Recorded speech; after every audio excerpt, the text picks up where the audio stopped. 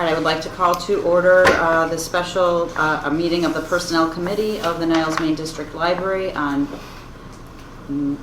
Tuesday, November 11th, 2025 at 7:06 p.m. Trustee Sheeler? Here. Treasurer Botello? Present. President Key? Here. Please stand for the Pledge of Allegiance.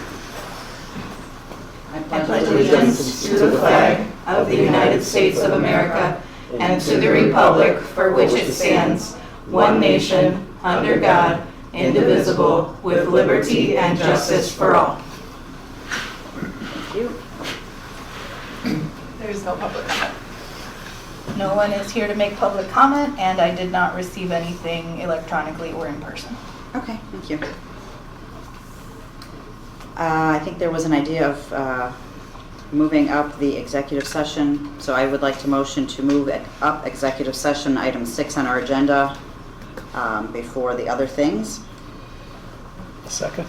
Thank you. All in favor? Aye. Any opposed? No. And recording. All right, we are back in open session. It is 7:35 p.m. Trustee Sheeler? Present. Treasurer Botello? Present. And President Key? Here. Okay, so the next item on the agenda, we go back in order, is for a unfinished business discussion of Personnel Committee purpose and scope.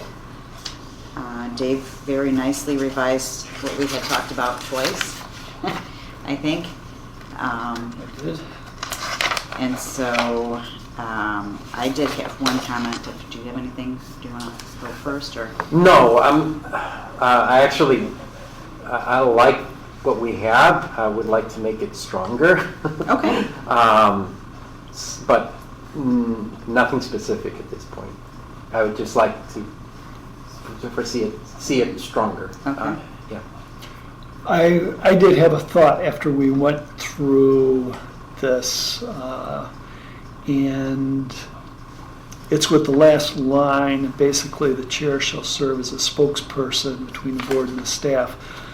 I'm wondering if it, since the board president is always going to be on this, if it should still be the board president serving, regardless of who the chairman of the committee or chairperson of the committee is, just to have one voice between the board and staff. That's just, as I was reading through it a final time, I wondered if it should be the chair or if it should stay with the board president. Mm-hmm. Just a thought. Okay. Can I give my recommendation? Sure. My recommendation, I agree with you, Dave, is that generally if staff brings something forward, from what I understand, they typically bring it forward to the full board anyhow. Yeah. And the personnel committee would make a recommendation to the full board about what to do, I imagine, unless you're choosing to do that differently. So the board president typically would be the person communicating anyway, depending upon how you structure this. So I agree with you. The chair should communicate with the board president. That's what I would imagine.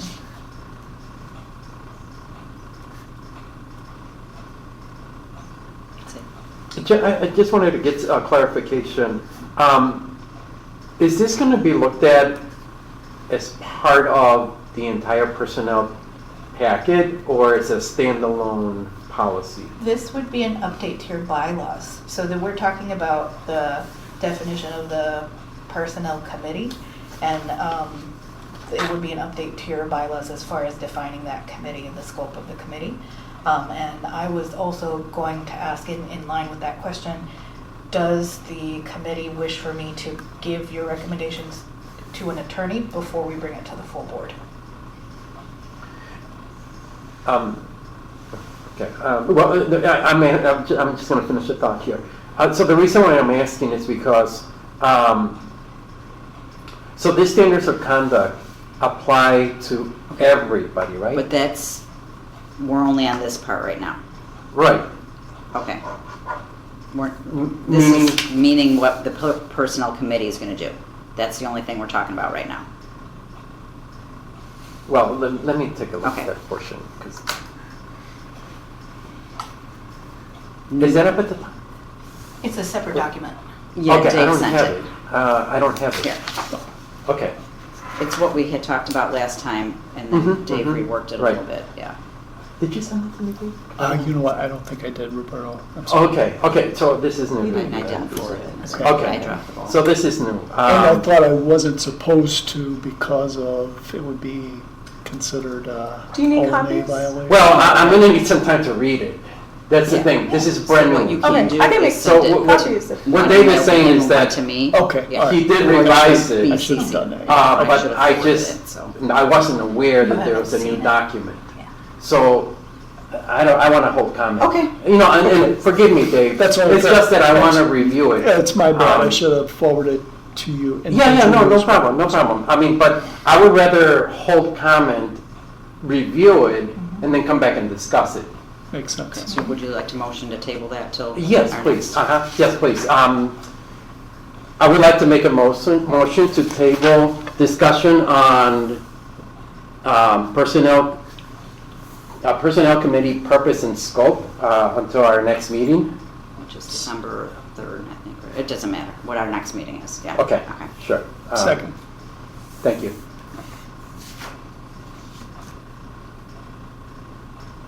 All in favor? Aye. Aye. Sorry, Roberto. No, it's okay. It's just, that's why I was confused, Yeah. because I thought I read everything that I needed to read, and I thought I was prepared. Yeah. So, sorry again. No. So then we're on new business. Review of proposed new standards of conduct section for the personnel policies manual Review of proposed new standards of conduct section for the personnel policies manual, period. Yes. All right. Okay, so now this Now we're on kind of, this, yes. now, okay, all right. So I'll start then, just to finish that thought. And simply, my comment to this was specific to, is this applicable to everybody, meaning volunteers, employees, temporary hires, substitutes, administration? That's, Everyone except volunteers. Volunteers have separate standards. These are standards of conduct for employees. From what I understand, our personnel policy doesn't apply to volunteers. so like if I were to read this, that's not obvious here as it stands. Like I couldn't pull this and understand that, Okay. right? That's my point. That as I look at this, it reads about the employees, Mhm. but to me, I would like language that it specifically tells me everybody that's included in that. So that was my comment about that portion. Mhm. And then to specifically address that volunteers have a different standard of conduct. Now that's different, and I'm going to say this, because in areas where I've been involved with, volunteers are sometimes held to the same standard as employees. Oh, we So can when you absolutely make consider that. distinctions, Yeah. sometimes it gets difficult. So anyway, so that's something for the group to consider and ponder. Because again, you know, the volunteer, when I read this, a volunteer might be scared, like, oh, I can't talk, I can't do this, I can't do that, Yeah. then why am I there? Yeah. So that's how I took that to be. So earlier you were asking about, does it seem retaliatory, right? Those bullet points. Mhm.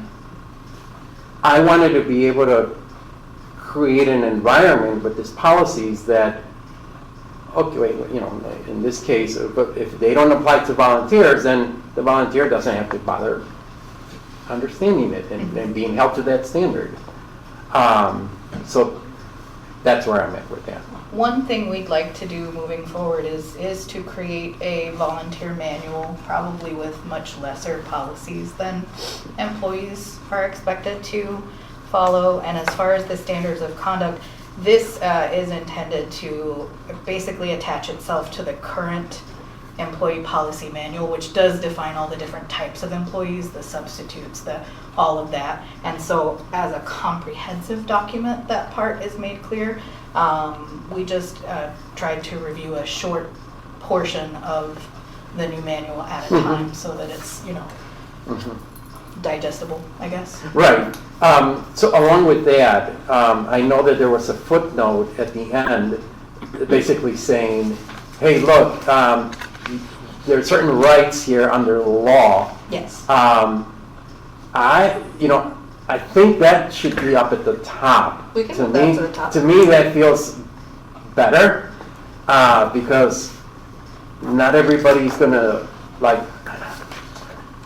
I guess somebody could take the time and read through the entire thing, but by the time you read it, and quite honestly, it took me several days to read through this, and then there was all these ideas in my mind about what I know from my other experiences, and I kept thinking to myself, what about this, what about that, what about that? Yeah. And having it all the way at the end, to me, there are certain areas where I would put a variation of that right on that title, right under that subject heading, because collective bargaining does have a lot of rights, and if they're not explicitly said here, I don't know that it could be thought of as you're not letting them know that they have certain rights.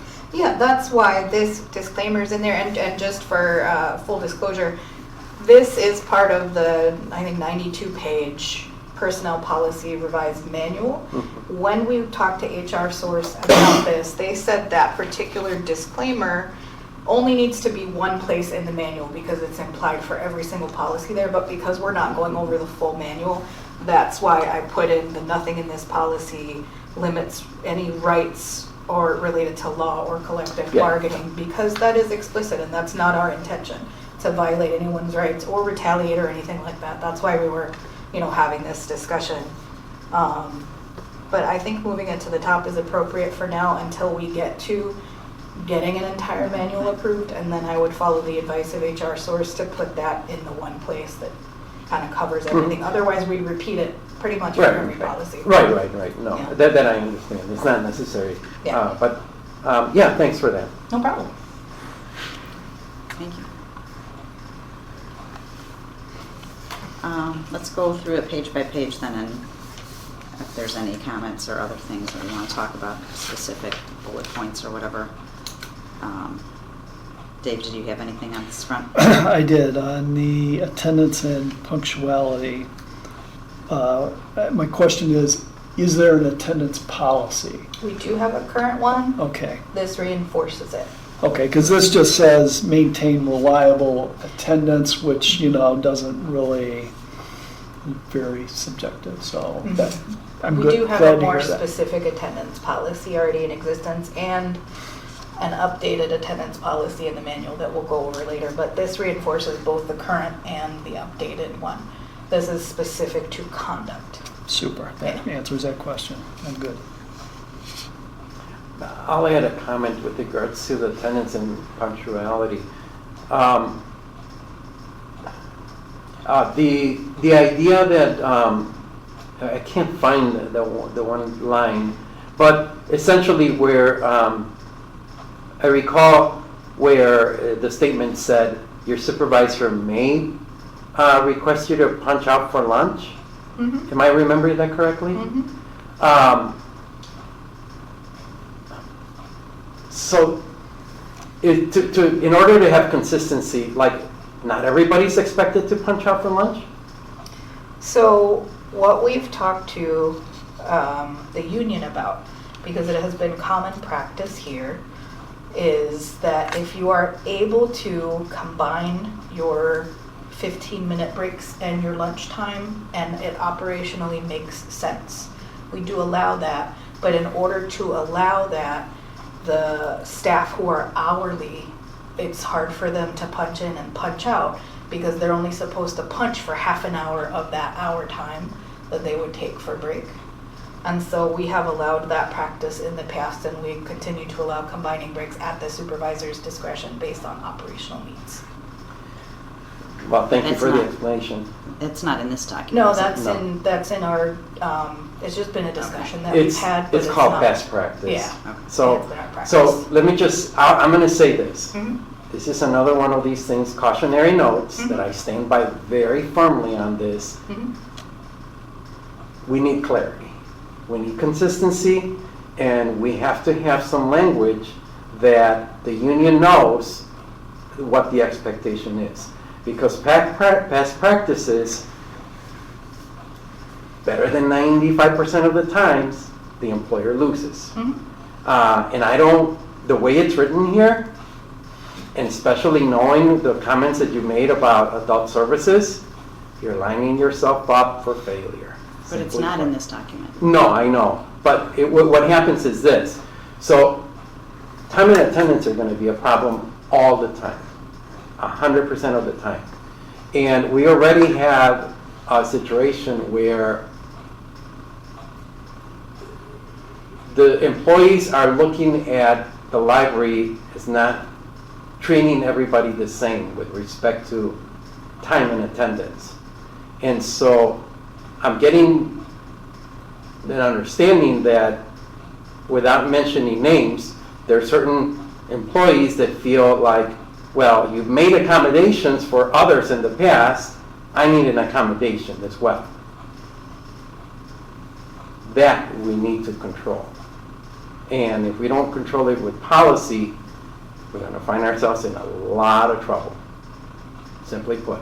So the way this reads, where your supervisor may, well, if the supervisor doesn't like me, then they're going to put me on a punch-out, punch-in, regardless of how the situation is at work. If the boss is happy with me, I'm going to be able to be have some flexibility with my schedule on that. Yeah. Just for some context, our HRIS system actually automates a half-hour lunch break for our salary non-exempt employees. And this was something that was discussed with labor and management. So as far as this practice, like this isn't something that is just, just has been verbalized casually. Like we have meeting minutes like from labor management on this, so this is documented. So Sure. just if there's any concern with just, us having a position here, like this absolutely has been communicated and collaborated Yeah. with the union. Sure. So I just want to make that very clear for the record. Yeah, so again, And this is not related to, I think you might be potentially alluding to what was discussed in closed session. This is not related at all to those concerns, Mm-mm. what you're bringing up. yeah, I mean, I didn't mention any names. I Okay. just mentioned time and attendance. Mhm. And in terms of the responsibility that the employer has with regards to applying the policy to everybody. When a supervisor has discretion, it creates an environment where staff are being treated differently. And it's at the discretion of the supervisor. And to me, that's the part that makes it difficult as an institution, because again, it's one of these things where the term is operational need. And how do you establish operational need? Okay, that's the discretion of the supervisor. So now the burden is on the employer. Well, what standard are you using to establish operational need? You're going to find yourself doing a lot of work to justify why one employee is being told to punch in and out and the other one is not. That's my concern. It's So just... it seems to me though that it's something that we should be talking about when we are in the other policy and not in this policy. I feel like. Well, I mean, I would, maybe remove that sentence that says your supervisor may ask you to punch out, and I can't remember where. It's not, That's Yeah, I not don't in think what we're It's not talking in That's in about. the attendance policy separate from this one. Okay, That's so, in the- okay, forgive me, then I thought it was in this one. Then, we'll drop that and move on to the next item. But go ahead, Dave. No, it's just, I was looking for it and, but I'll hold those comments until later then. But, Becky, you had mentioned under performance standards that you thought we should combine the bullet that starts with communicate and the bullet that starts with demonstrate. Right, so for number 1, performance standards, the 1, 2, 3, the 4th bullet point and the last bullet point to me seem almost the same. So I don't know if we could combine them or get rid of one of them, or if it matters if we can leave them both too. It just seemed a little repetitive to me.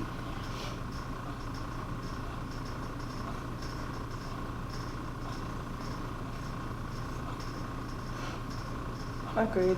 I think the first one could come out, the first bullet point, yeah. Number 4, So get rid of Bullet number point. 4? communicate with patrons, that one. Yeah. Okay, I agree with that. I think the last bullet point conveys the same message. Okay, I didn't have anything else on that first sheet.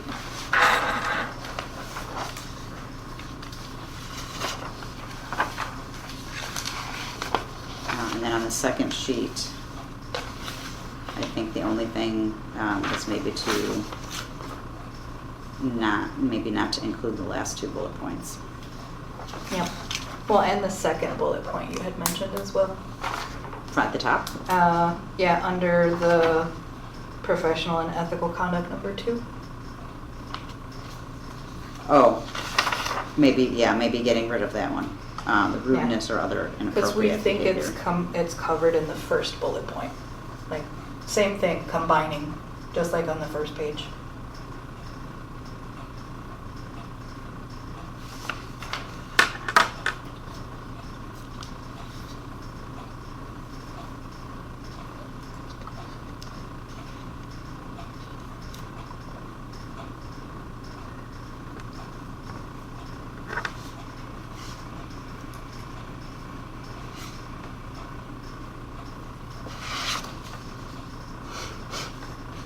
What do you think about that?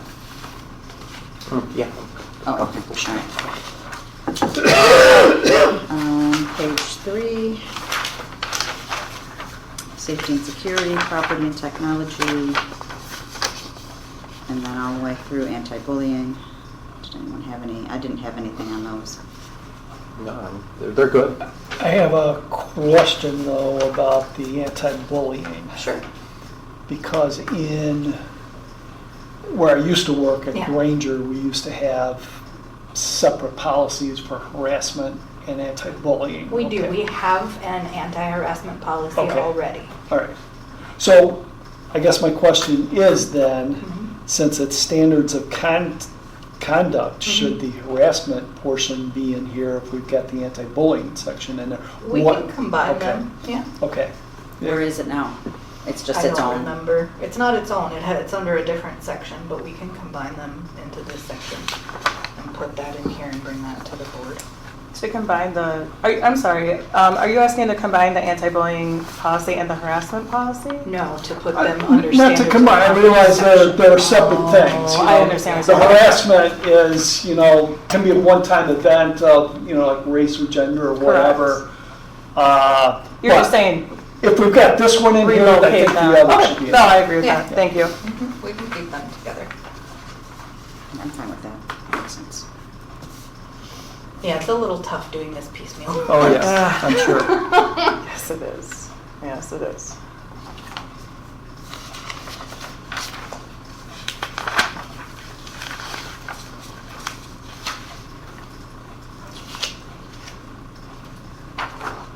So that was 3. Anything on 4?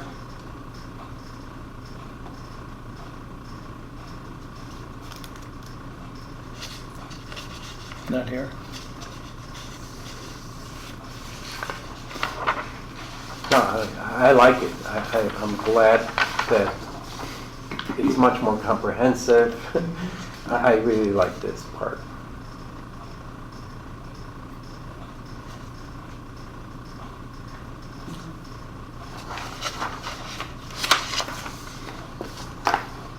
On page 5, I thought it was not clear if, in the first paragraph, if someone wasn't, so it says if you should immediately tell the individual if comfortable doing so. And I thought, well, what if you're not comfortable doing so? And so I wondered, like, what language So- could we add to make it clear to someone who's not, or what? Just to make it clear for everybody else, under complaint procedure, it says any employee who believes that they're experiencing, in this particular policy, bullying, should tell the individual that the conduct is inappropriate if they're comfortable doing so, and then submit a complaint to a supervisor or administration. But Becky is saying that what do they do if they're not comfortable? The intention of the language is to still submit a complaint To the to And/or? supervisor or library administration, but if there's a way to clean up that language, we're open to hearing that. Could we just do and/or? Well, I don't want them Oh, to, my preference is that they still make a report. Okay. Even whether or not they tell the individual, that they still make a report. Mhm. So I would hesitate on the and Okay. or. I don't have it in my head now, but I could work on it. We can For look next at time. it too. Yeah. So we'll try and make that more clear. Because we want to provide as much support as possible. But similar to harassment in the law, if you're being harassed, you're not required to confront Confront. your harasser. Right. And we're trying to make that language similar if you feel like you're being bullied. Yeah. Yeah. I'm comfortable with the language. I think if, going off your concerns, I think the word I would get rid of is after the parentheses, if comfortable doing so, and then I would just omit then. And just And say, and submit submit a a complaint, because that alludes to, because in any, conflict, the best course of action is always self-mediation, but again, if you're uncomfortable doing so, Yeah. you still, chain of command, or the expectation or the encouragement would be to submit the complaint to the supervisor or library administration. Would that read a little better? I'm reading it in my head now. Yeah, I'm comfortable with the language. I think it makes sense. I think removing then does make Yeah. That sense. makes perfect sense. I'm okay if you leave it as it is or change what you're So just suggesting. omit the word I mean, that. because I took it for what the intent Mhm. was. Mhm. Yeah, me too. Regardless, So- either way. Okay. No, I'm not good with that yet. I'm sorry. It's okay. No worries. I'm gonna keep thinking that one over. Sure. We'll have it marked so we can think about it too. Okay.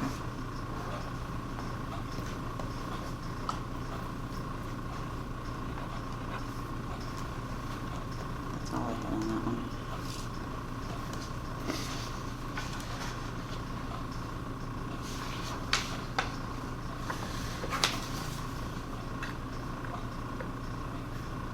Similarly, I had something on the last page, with number 1, if the issue involves a personnel matter with a coworker, et cetera, but it doesn't specify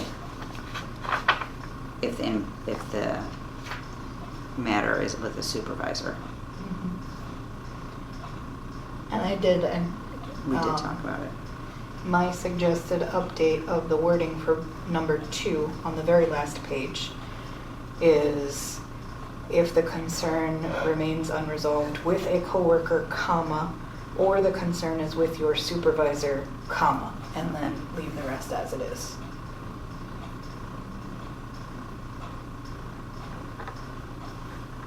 I'm fine with that then.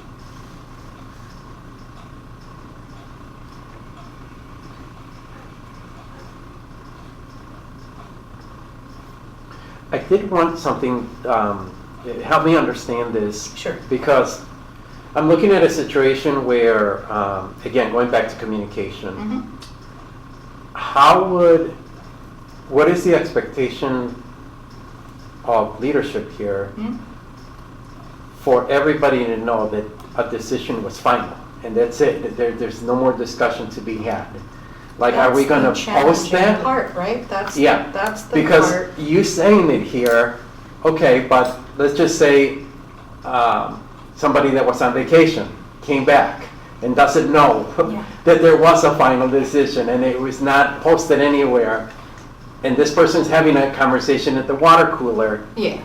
how would that person know? Typically, in this type of situation, if it's being reported in writing, and decisions are also communicated in writing. But if someone escalates a concern up the chain of command, typically the response would be, so for example, if someone brought something to their supervisor and the supervisor made a decision and then they moved it up to the next step, they moved it up to, for example, Cassandra for HR.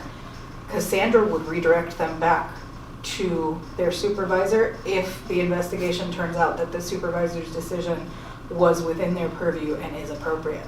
And same thing, it would be up to the other tiers in the chain of command to reinforce and re-support the decision of the supervisor, for example, or HR or the director as something potentially escalates. Because we don't want to necessarily prohibit someone from being able to address concerns, but we can show support for the chain of command by saying, I reviewed this, I also agree with the decision that was made. I reviewed this, I also agree with the decision that was made. I've seen that in practice, not necessarily written into a policy. But and I understand trying to figure out how to write it in a policy, understand the intent, and that's challenging. Yeah, because like, I mean, that's the only, aside from everything else, this area is the one that for me, I struggle with personally. Yep. Because I would like to, I was thinking back to what Becky, when we had our conversation and then you had to make a statement in terms of like, what is the board's position on an issue? And it's like, well, okay, well then, it's almost as if to say, we're not gonna advocate for any discussion beyond that, period. And so, I have to, for me, I would like, in a sense, that there is a process, but the process is for grievances, in that once an issue is brought up, there's a resolve, and there's a written record of that. Mhm. And that's what I'm used to, because then I know I can go back and reference a specific issue, a grievance number, a portion of the contract that's been violated. I can research that, and I can go back and say, hey, that's an issue that's been resolved, and I'm not going to entertain a discussion on that. But I think we need something similar to that for the library, because whenever the president or whoever's in leadership leaves and they're going to reopen it, to me it's like something what Omir had said before, which is the lawyer's job is to defend the institution, not the individuals. And so just because the individuals decided that, one way or another, it's about the institution. And that's the part that I struggle with. Were you able to look at the finality and professional conduct section?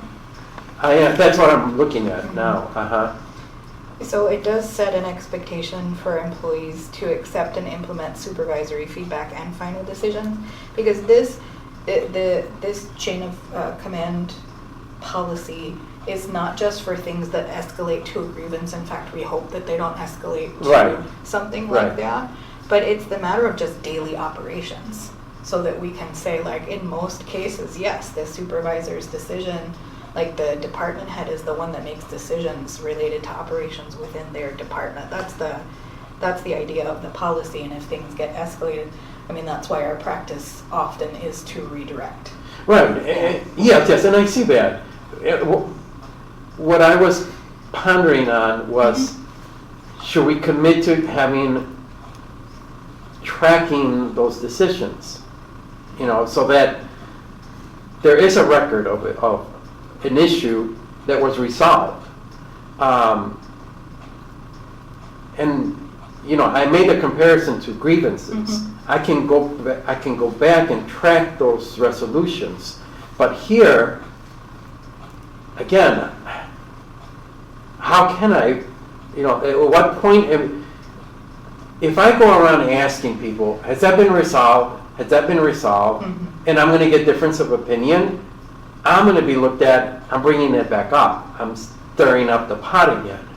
And it's like, unless there is a source, me trying to find out if there was a final decision, it's going to be, could potentially be perceived as, I'm bringing it back up. And that's the part that I'm trying to just wrap my head around. I think I'm wondering about like what types of things are you thinking about? Like 'cause some of these things are like individual things that might be discussed in an evaluation, right? That these are things maybe you need to work on, and then you're expected to accept that and work on that. Other things could be, I think maybe you're thinking of bigger like library-wide things. Yes. Yes. Yes. And those things Yes. would be available, like, I mean, I'm trying to think of an example. But that would be something that I would expect to be in writing and available, like in SharePoint or That's my something, point. right? Yeah, that's my point. That, are we going to commit to that? And that's what I want to know. Because my example is this.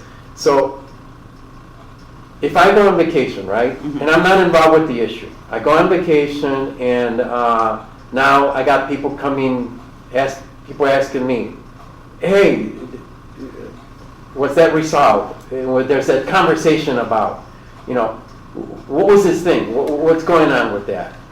The only person that should really know is the person that was put on PID, right? Because that person would be told it's final. It said you have to accept it. How would everybody else know? But nobody should know about anybody's PIP unless it's that person. Yeah, that's their Right. personal conduct. Right, yeah, right. But if it was a situation like, say we didn't have a sick leave bank, right? And you went on vacation and you came back and it's like, oh, we're going to have a sick leave bank. How would you know about that? Is that kind of what you're asking? Or No. Let's say, because it's about conduct, right? Okay, so let's take that employee that is not satisfied that it's final, right? And now I'm going to go approach someone else and I'm going to say, hey, it's confusing here.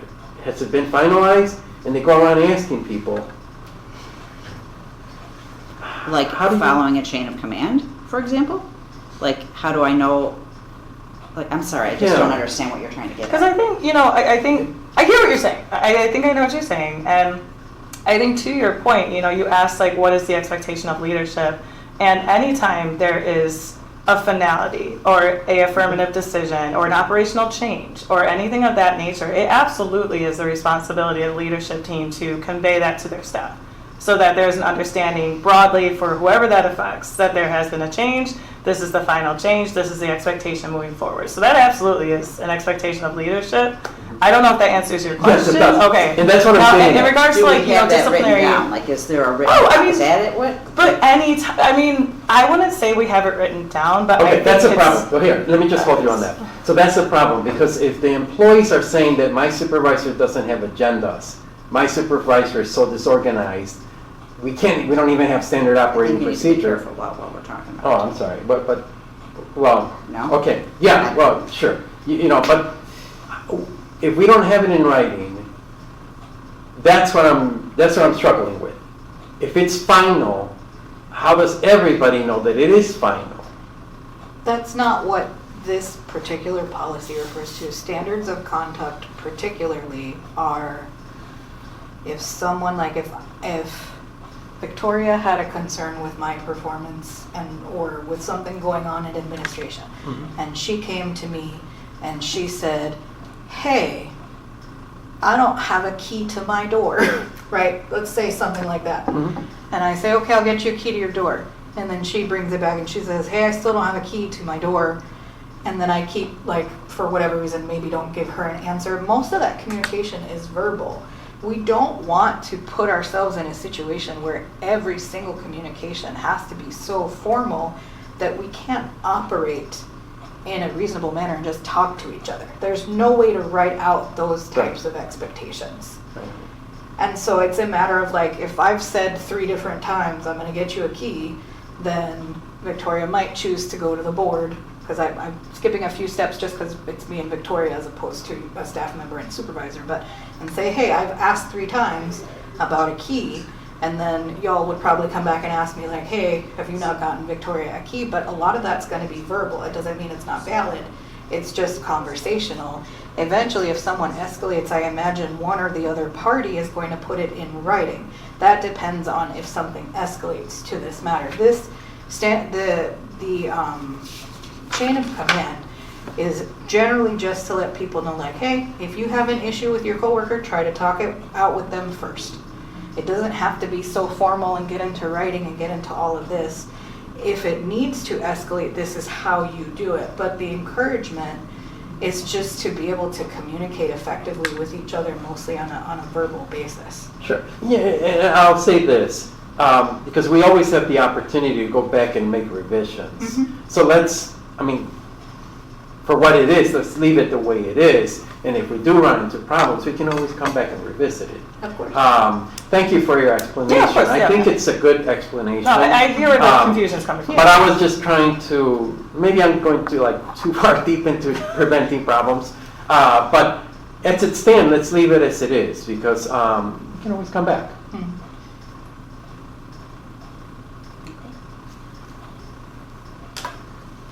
So then we'll make some revisions to this and then bring it back in the next meeting. Right? If I make revisions to this, is the committee at this point comfortable with bringing it forward to the board or not yet? Or we want to have one more meeting about this section of the policy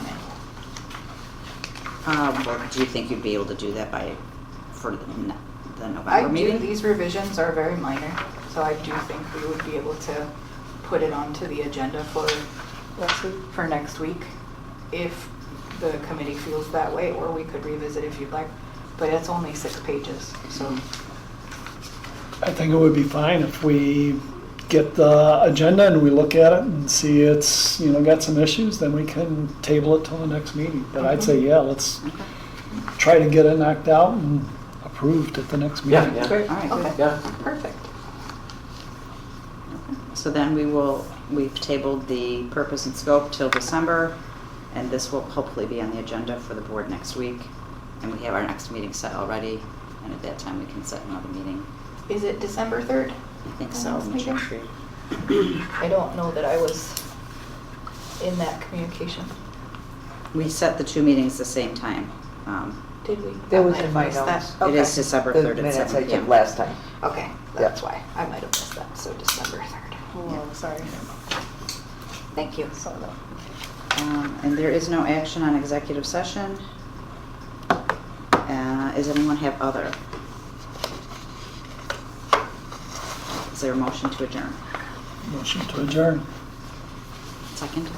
Second. Thank you, All in everyone. favor? Aye. All in favor. Aye. Yeah, Aye. maybe, yeah. Well, I would just simply want to say thank you, everybody, for all the work that's involved in putting this together, and for the revisions, Valerie, that you're going to need to make. But These are We'll move important on. things. They Yeah, yeah, affect all yeah, of us, so yeah, I right. appreciate the committee coming together too. Yeah. Because it's really important, and I know, just as a reminder to the committee and everyone, once the board passes a policy in the union contract, the union has 30 days to review it, so everyone's gonna have a chance to look at these. Yeah. Right. Okay. All right, thank you. Yeah, thank you. 8:18. 8:18.